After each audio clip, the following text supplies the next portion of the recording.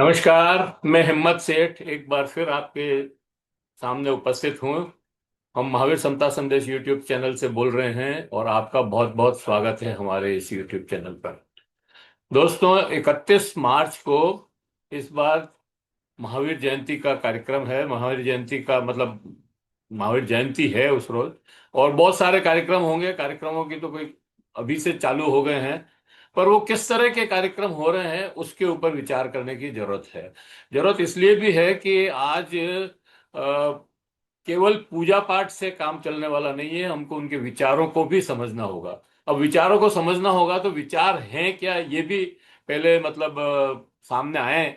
और वैसे तो किताबों में सब लिखा हुआ है, आगम भी भरे हुए हैं और सब कुछ है, लेकिन लोग उसको देखते नहीं है। केवल पूजा में विश्वास करते हैं, मंदिर जाते हैं, तिलक विलक लगाते हैं, वहां पर जो भेंट वेंट करनी होती है या जो मंत्र वंत्र पढ़ने होते पढ़ते हैं, लेकिन उनका वो मतलब भी शायद ना समझते हो क्या वो क्या मंत्र पढ़े जा रहे हैं।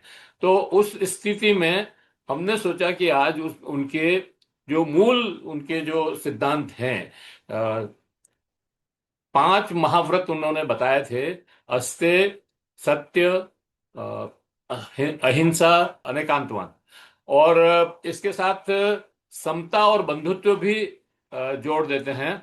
तो ये कुल मिलाकर के महावीर के संदेशों का या महावीर के उपदेशों का गुच्छा बन जाता है। अब इसके ऊपर आज हम बात करेंगे। मेरे साथ डॉक्टर चंडालिया हैं और डॉक्टर पीसी जैन साहब हैं। तो ये दोनों लोग महाविद्वान लोग हैं। और ये जैन साहब जो हैं पहले अपने जैन सोशल ग्रुप के पहले अध्यक्ष भी रहे हुए हैं, और जैन समाज में भी आपकी बहुत प्रतिष्ठा है। तो उनके विचार को हम जानना चाहते हैं, और हेमेंद्र चंडालिया जी इनसे सवाल करेंगे कुछ, और एक तरह का मतलब साक्षात्कार होगा। तो हम समझते हैं कि इस साक्षात्कार से हमें एक नई दृष्टि, एक नया विजन जो है मिलेगा, और उसके ऊपर देश को या समाज को या लोगों को चलना चाहिए, ऐसा हमारा मानना है। तो मैं ज्यादा इसको न फैलाते हुए सिर्फ ये एक बात कहना चाहता हूं कि इस समय अहिंसा की बहुत ज्यादा जरूरत है, क्योंकि पूरे विश्व में चारों तरफ हिंसा ही हिंसा हो रही है, और युद्ध ही युद्ध हो रहे हैं। बल्कि अब तो जो लोग अहिंसा की बात करते थे वो भी हिंसा की बात करने लगे हैं, और कहने लगे हैं कि अ, अहिंसा से कुछ नहीं होगा, ये डरपोका का हथियार है, इससे जो है मतलब ये दब्बूपन है इसमें। लेकिन वास्तव में दोस्तों, हिंसा महावीर का अस्त्र है।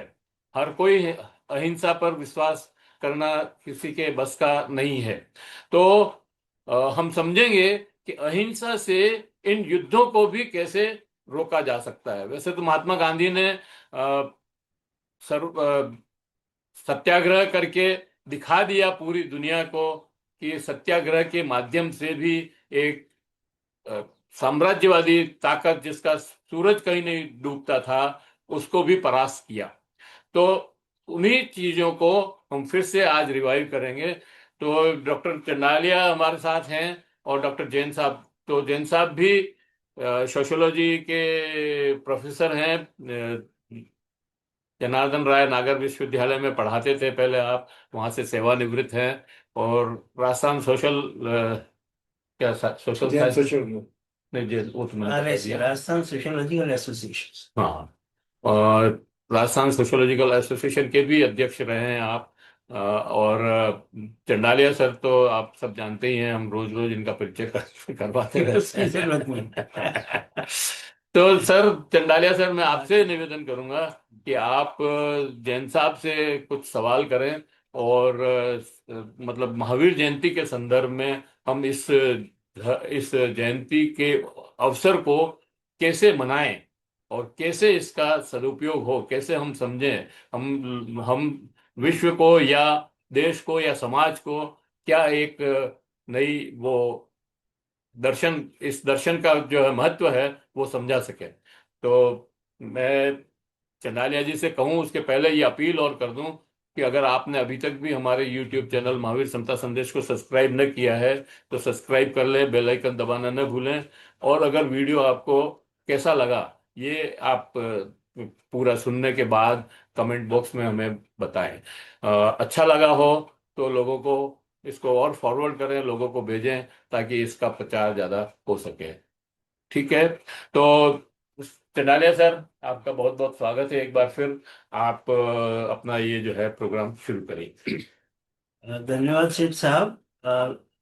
आज के इस कार्यक्रम में हमारे साथ प्रोफेसर पीसी जैन साहब हैं, जो देश के जाने माने समाजशास्त्री हैं और जीवन में जैन दर्शन को उन्होंने एक तरह से अंगीकार किया है।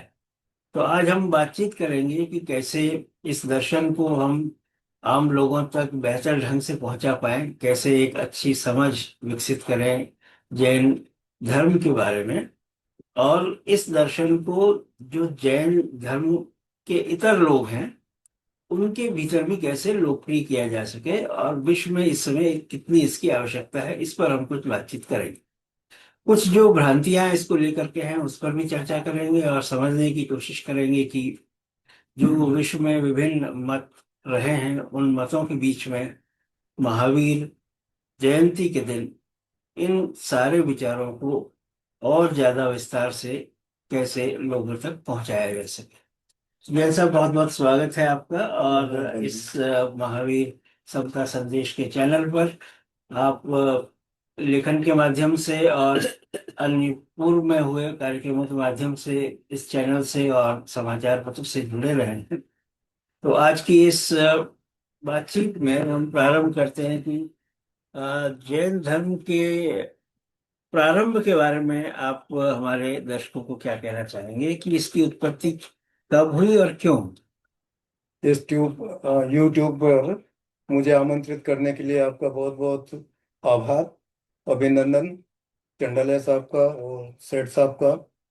और इस पावन पर्व पर जो महावीर जयंती 31 मार्च को मनाई जा रही है, इसके ऊपर या इससे संबंधित जैन धर्म के विचारों और उसके आदर्शों की बात हम लोग करेंगे। साथियों, जैन धर्म का जो उद्भव हुआ है, आप सभी जानते हैं कि हम उस कट्टरपन या आडंबर और समाज में व्याप्त कुरीतियों के खिलाफ इस जैन धर्म का उद्भव हुआ था। आप जानते हैं कि जैन धर्म और बौद्ध धर्म दोनों ही हिंदू धर्म के खिलाफ एक जो आडंबर जिसमें आ गया था उसके खिलाफ वे उभर कर सामने आए। और महावीर स्वामी जो हमारे 24वें तीर्थंकर हैं, इसका मतलब ये है कि इससे पहले 23 तीर्थंकर और हो चुके हैं और उन्होंने जैन धर्म का प्रचार और प्रसार किया। मूल रूप से जैन धर्म जिस आदर्श पर टिका हुआ है, जिसको हम लोग बोलते हैं अहिंसा परमो धर्म, अहिंसा ही हमारा पूरा धर्म है और परम धर्म है। और अहिंसा को अगर हम लोग अपनाते हैं तो अहिंसा के माध्यम से हम बहुत सी चीज़ों को, बहुत सी लड़ाइयों को हम जीत सकते हैं। उसके लिए आवश्यकता नहीं है कि हम सशस्त्र क्रांति करें, बल्कि अहिंसा के माध्यम से अपनी बात को हम रख सकते हैं। हमारे देश में हमारे राष्ट्रपिता महात्मा गांधी ने अहिंसा को ही एक शस्त्र बनाकर इस साम्राज्यवादी ताकत को इस हिंदुस्तान से यहाँ पर उन्होंने उसको विदा किया था और हमारे लिए स्वराज्य उन्होंने लिया था। तो कहने का तात्पर्य यह है कि अहिंसा एक ऐसा शस्त्र है जिसके माध्यम से हम जीत सकते हैं, हम दूसरों के मन को जीत सकते हैं। केवल भौतिक चीज़ों को जीतना ही नहीं, बल्कि दूसरों की मन और शांति को जीतना भी हमारा आवश्यक है। आप जानते हैं कि अहिंसा के माध्यम से किसी का दिल दुखाना भी एक हिंसा माना जाता है। तो इस हिंसा को जब जैन धर्म इतनी जो जो प्राणी है, प्राणी मात्र के लिए अहिंसा का भाव है, दया का भाव है, प्रेम का भाव है, करुणा का भाव है, तो उन सभी भावों को अपनाते हुए इस जैन धर्म का प्रचार और प्रसार हुआ, इसका उद्भव हुआ। बहुत बहुत धन्यवाद जैन साहब।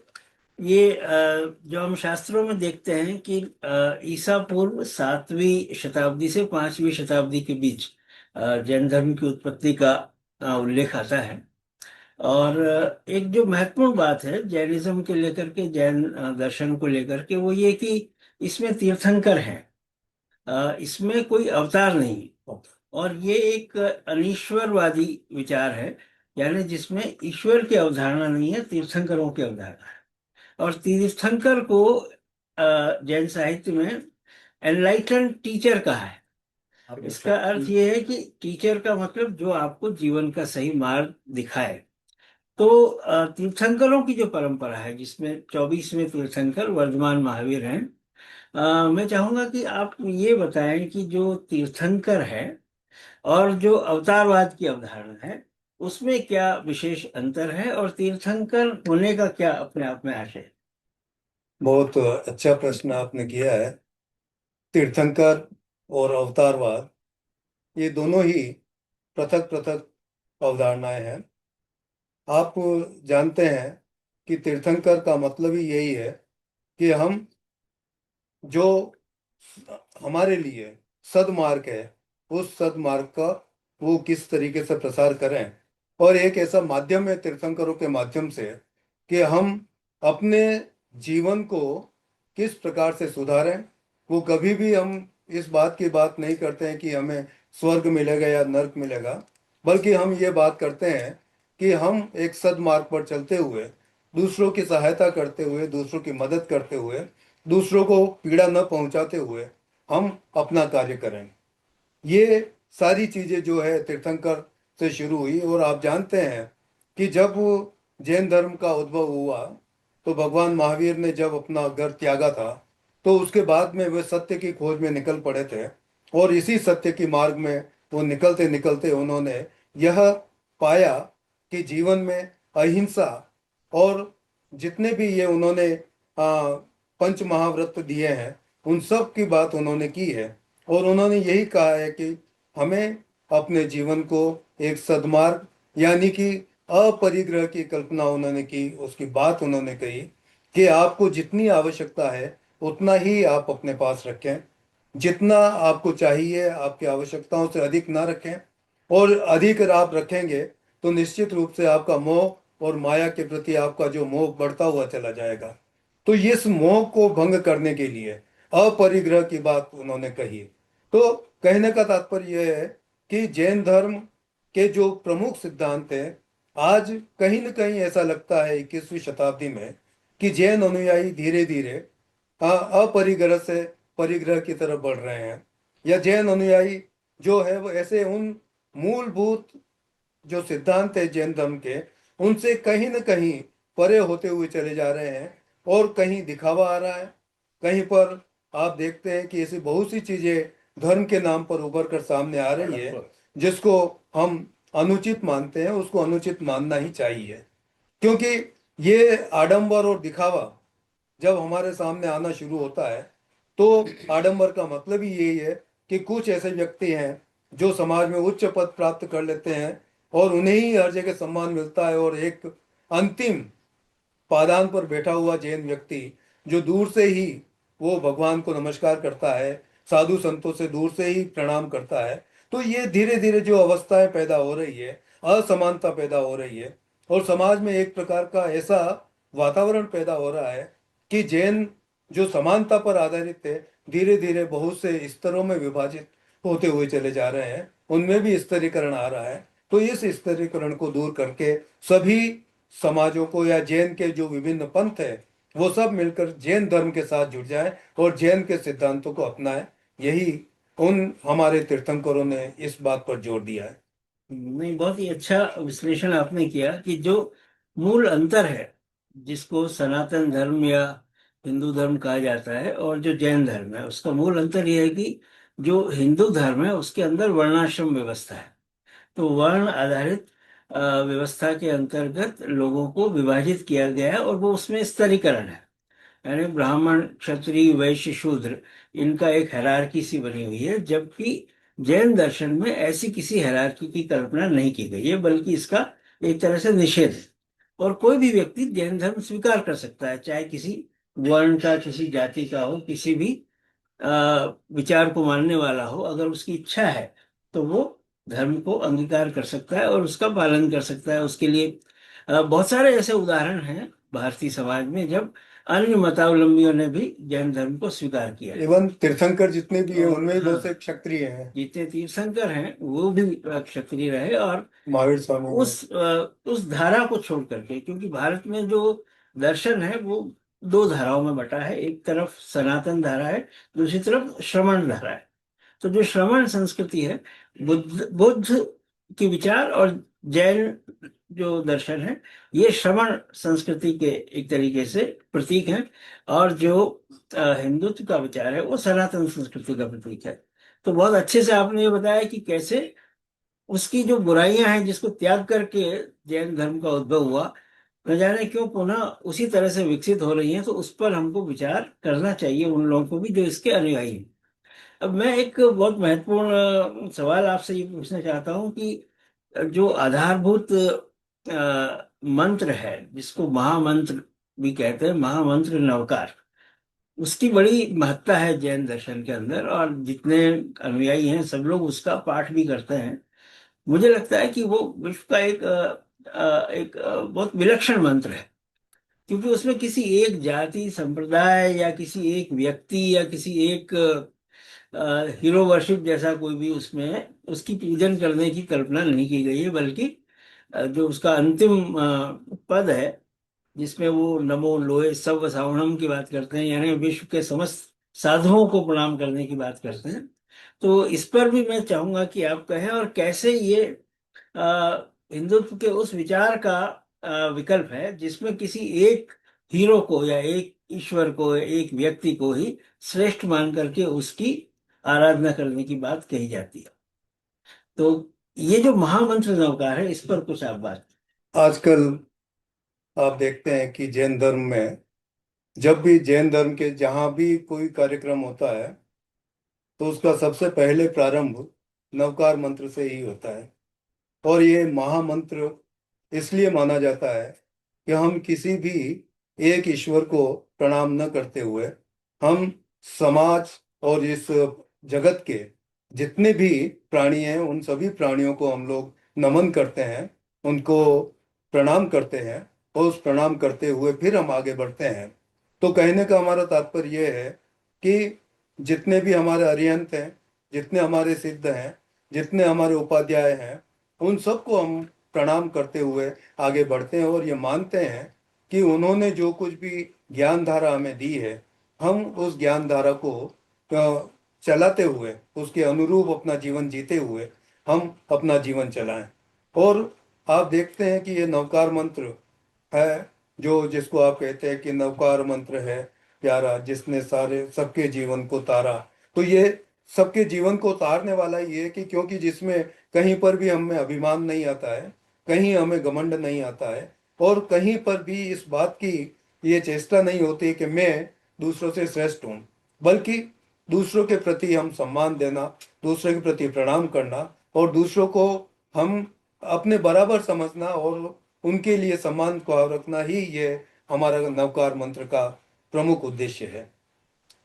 बहुत अच्छे सर, ये जो बात है इसको और ज्यादा अगर हम विस्तार दें तो जैन दर्शन एक तरह से परस्यूट ऑफ नॉलेज है, जो 21वीं शताब्दी में सारी दुनिया में इस विचार को काफी महत्व मिला है कि जो ज्ञान का विस्फोट या इंफॉर्मेशन के विस्फोट की बात कर रहे हैं, तो ये दर्शन ऐसा है जो आपके किसी एक स्वर्ग या नर्क की कल्पना करके न करके सिर्फ खुद के सब्लिमेशन या आत्मी के उत्थान, आत्मा के उत्थान की बात करता है और उसके लिए ज्ञान मार्ग को चुनता है।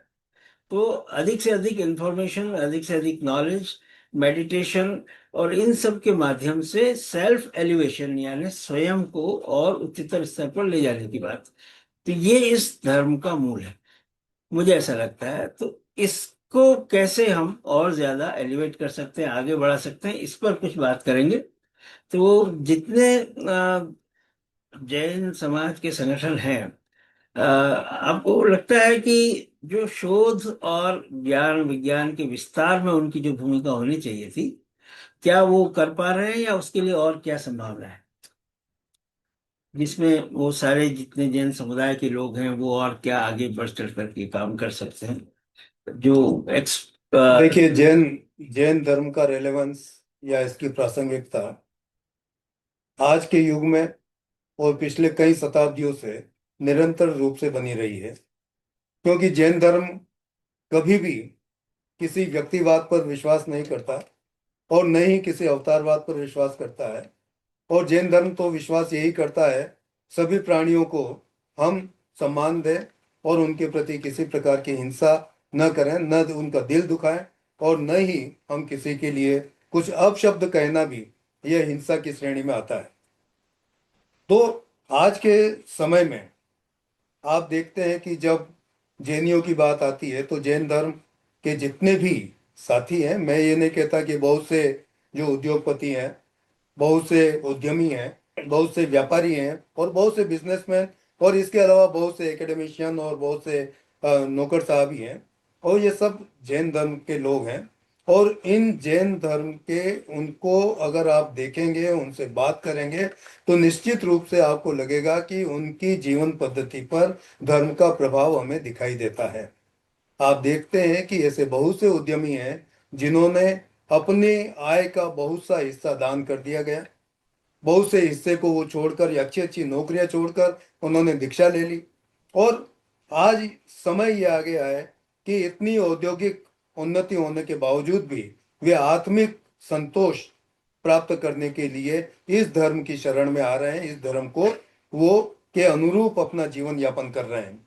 आप देखते हैं ऐसे बहुत से किस्से आते हैं कि जिसमें बहुत से नौजवान जो दीक्षा लेते हैं, वो दीक्षा भी इसीलिए कि उनकी करोड़ों की नौकरी उन्होंने छोड़ दी, व्यवसाय छोड़ दिया, और उसके बाद उन्होंने ये दीक्षा प्राप्त करके और अपने जीवन को संचालित कर रहे हैं। ये एक बहुत बड़ी बात है कि जैन धर्म के लोग उद्यमी होते होते होने के साथ साथ भी वे आध्यात्मिक तौर से भी बहुत वो प्रतिभाशाली हैं, बहुत कार्य करते हैं। और ये बात अलग है कि जहाँ पर उन्नति होती है तो वहाँ पर ऐसे बहुत से कारण भी होते हैं जिनकी वजह से कुछ बुराइयां या कुछ कमियां धर्मों में आनी शुरू हो गई है, और इस जैन धर्म में भी आ गई। हम बहुत से पंथों में बढ़ गए, लेकिन आज आप देखते हैं कि विभिन्न पंथों के जितने भी साधु संत हैं, वे सभी यही चाहते हैं कि इस जैन समाज को एक किया जाए और एकल जैन समाज की स्थापना की जाए। और इस संदर्भ में बहुत से प्रयास हो रहे हैं, प्रयास हुए भी हैं और हो भी रहे हैं। आप देखते हैं कि बहुत से जैन सोशल ग्रुप बने हैं जिसमें प्रत्येक जैन समुदाय के साथी उसमें आ सकते हैं। ये उद्यमों के लिए जीतो बना हुआ है, और ऐसे ही बहुत से संगठन बने हुए हैं जो जैनियों को एक साथ जोड़कर उनकी जो विचारधारा है उस विचारधारा को अपनाकर वे देश का भी उन्नति करते हैं। देश के लिए आप देखते हैं कि जीव दया की बात करते हैं तो जैनियों ने इसमें बढ़ चढ़कर हिस्सा किया है। समाज के गरीबों के कल्याण के लिए बहुत सा कार्य किया है। तो इसका मतलब ये नहीं है कि जैन समाज जो है केवल कमा के केवल अपने ही लिए रख रहा है, बल्कि जैन समाज आज दूसरों की सेवा और दूसरों के विकास में भी अपनी भागीदारी सुनिश्चित कर रहा है। ये बहुत ही अच्छी बात है। और मैं कुछ उन अकादमिक संस्थाओं का भी उल्लेख करना चाहूंगा कि राजस्थान में भी और गुजरात में भी अ, प्राचीन काल से ऐसे बड़े केंद्र हुए हैं। जैसे चित्तौड़ के पास जो नगरी एक स्थान है, तो वहाँ 12वीं शताब्दी के अंदर जैन साधुओं का एक बड़ा केंद्र था, और वहाँ पे ज्ञान विकास और लेखन में बहुत सारे ग्रंथों की रचना हुई। इसी तरीके से गुजरात में पाटन है, जहाँ आचार्य हेमचंद्राचार्य हुए, जिन्होंने न सिर्फ जैन दर्शन में बहुत सारी पुस्तकों की रचना की, बल्कि और पूरा लगभग एक विश्वविद्यालय सा वहाँ चल रहा था, हाँ। जो व्याकरण पर काम कर रहे थे, जो साहित्य पर काम कर रहे थे। तो बड़े बड़े ऐसे केंद्र पहले रहे हैं जहाँ जैन साधुओं ने ज्ञान विज्ञान की तरक्की के लिए, विकास के लिए बहुत योगदान दिया है। और वर्तमान काल में लाडू में जैन विश्व भारती एक विश्वविद्यालय है। तो मेरा संकेत यही था कि हम ऐसी और संस्थाओं का भी निर्माण करें, ताकि वैश्विक स्तर पर इस विचार को और ज्यादा फैलाया जा सके। तो अब इस बातचीत में अंत में मैं ये कहना चाहूंगा और हम सब लोग मिलकर के ये कहना चाहेंगे कि इस समय इसमें मैं एक बात जोड़ूं। जी मतलब ये जो संस्थाओं की बात हुई है, मेरे को लगता है कि जैन समाज की संस्थाएं बहुत बहुत कम है। जी मतलब जितनी होनी चाहिए और जितनी ये बना सकते हैं, उसके हिसाब से आज की डेट में बहुत कम है। मैं ये नहीं कह रहा कि उसमें जैन धर्म पढ़ाया जाए। मैं ये कह रहा हूँ कि जो एकेडमिक संस्थाएं हैं, वो जैन समाज बहुत ज्यादा बना सकता है और गरीब लोगों को पढ़ने के लिए सुविधाएं दे सकता है। अगर आदिवासी क्षेत्रों में इस तरह के स्कूल और कॉलेजेस खोले जाएं और जैन समाज की तरफ से, और जिसमें उनका खर्चा भी जो है जैन समाज खुद उठाए, मतलब बच्चों से फीस वीस भी ना ले, तो एक बहुत बड़ी क्रांति हो सकती है। और वो ये जो समाज कर सकता है, इसमें क्षमता है। लेकिन क्यों नहीं कर रहा है, ये एक अलग कारण।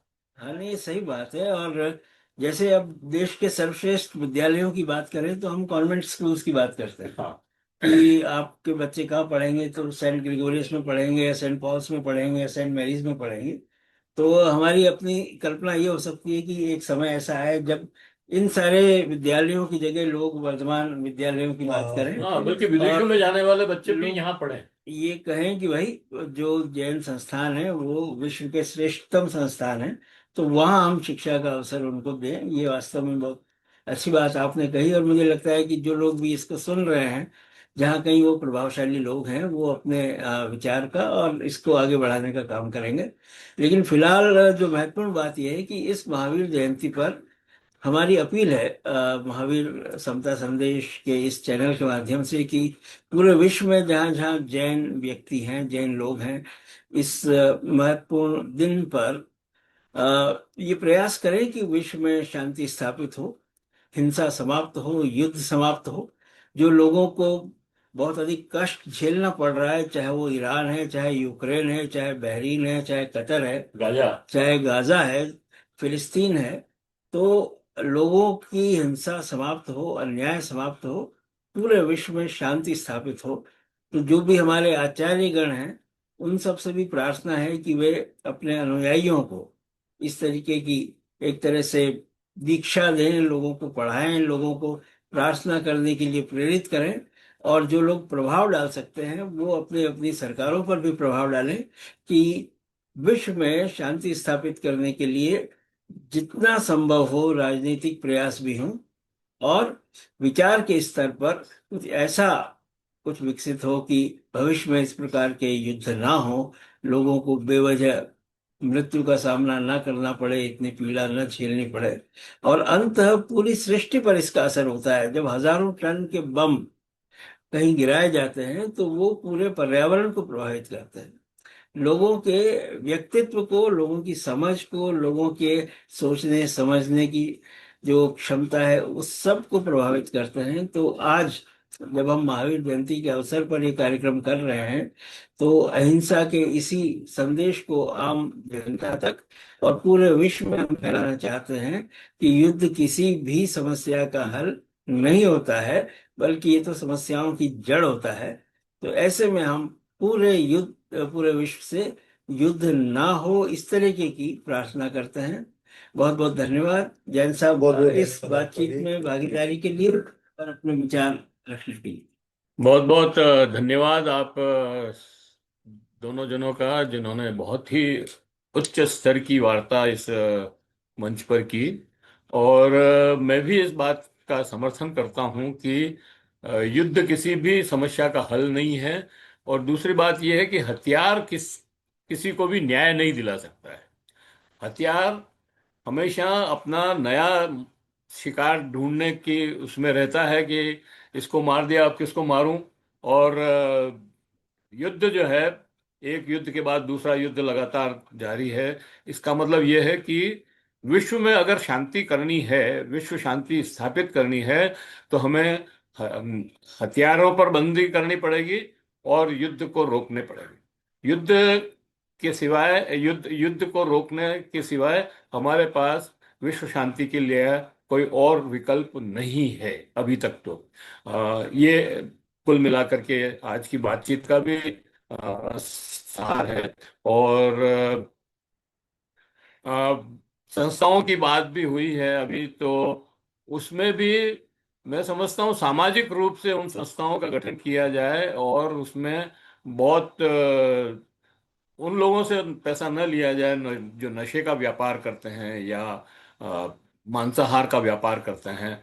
तो इन ऐसे लोगों से बचा जाए तो ज़्यादा बेहतर है। इस वीडियो को हम यहीं समाप्त करते हैं। आपको ये वीडियो कैसा लगा, हमें कमेंट बॉक्स में बताएं। और अगर अच्छा लगा हो तो लाइक करें, फॉरवर्ड करें, और लोगों को भेजें। और जैन साहब और आप दोनों ने जो समय दिया आपका, उसके लिए आपको बहुत बहुत बहुत आभार बहुत और धन्यवाद। धन्यवाद। और मुझे लगता है कि महावीर समता संदेश के आह्वान पे या बुलावे पे आप फिर आगे भी इस तरह के कार्यक्रम के लिए उपस्थित रहेंगे। तो इसको यहीं समाप्त करते हैं। जय हिंद, जय भारत। फिर मिलते हैं किसी और वीडियो के साथ।